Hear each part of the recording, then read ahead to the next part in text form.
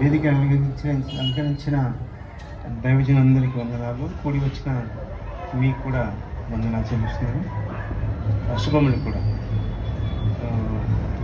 మరి ప్రభువును నందును ధరించిన మాణిక్య ఆంటీ గారు మా అత్తగారు, అంటే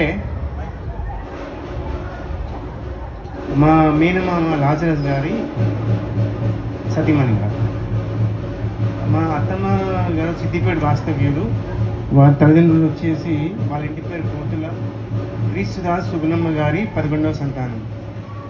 మరి మా మామగారు బొలెద్దు లాజరస్, ఆయన మరి బొలెద్దు జాన్, బొలెద్దు గ్రేస్ అనే మా అమ్మమ్మ తాతకి ఈయన 2వ సంతానం. అంటే మా ముగ్గురు మామూల్లో ఈయన పెద్ద మామ అన్నమాట.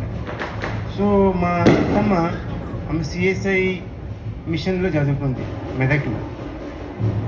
మా మామగారికి వివాహం జరిగిన తర్వాత కూడా సిఎస్ఐ బేగంపేట చర్చ్కి వాస్తవంగా మేము అందరం కూడా సిఎస్ఐ బేగంపేట చర్చ్ మాది. సో సిఎస్ఐ బేగంపేట చర్చ్ మెంబర్గా ఉండింది. ఈమె గురించి ఆత్మీయంగానే ఎక్కువ చెప్పగలుగుతాను.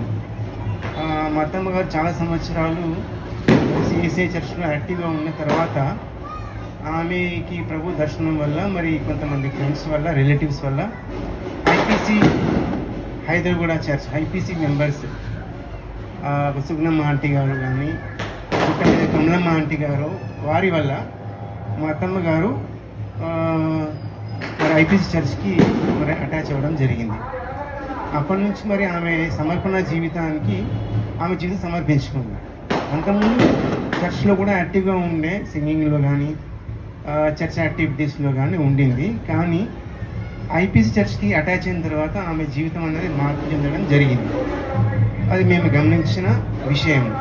తర్వాత ఆమె ప్రేయర్స్లోనే ఎక్కువ, మరి మనకు తెలిసిన విషయం ఏంటంటే అప్పటి నుంచి కూడా ఆమె అంతం వరకు, ఆమె తుది శ్వాస వదిలే వరకు కూడా ఆమె మరి దేవుళ్ళనే ఉంటూ సమర్పణ జీవితం